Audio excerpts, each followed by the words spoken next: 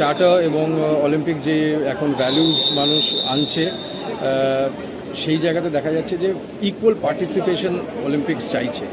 তো সেই ক্ষেত্রে দিয়ে দেখতে গেলে আমরা হয়তো অনেক উন্নতি করেছি, অনেক এগোচ্ছি, উইমেন এম্পাওয়ারমেন্টেও আমরা এগিয়েছি, কিন্তু আমার মনে হয় পথ চলাটা অনেকটা বাকি রয়েছে।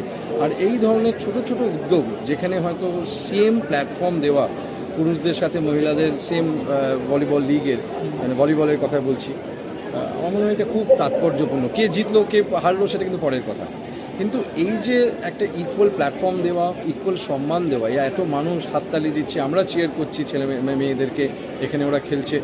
আর ট্যালেন্টের আমার মনে হচ্ছে না খুব একটা অভাব আছে, তাদের দিকে একটু নজর দিতে হবে, দৃষ্টিপাত করতে হবে। যেমন এই ধরনের গ্রাসরুট লেভেলে আমরা হয়তো সবসময় সেলিব্রেট করি যারা জেতে, বা খুব বড় হয়তো লিগ, তার চ্যাম্পিয়ন্স, তাদেরকে নিয়ে আমরা সবসময় মাথা ঘামাই।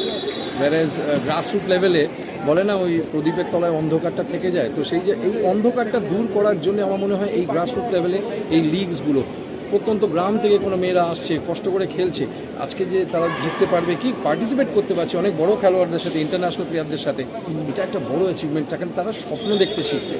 সেই কারণে এই ধরনের লিগ আমার মনে হয় প্রচণ্ড ইম্পর্টেন্ট।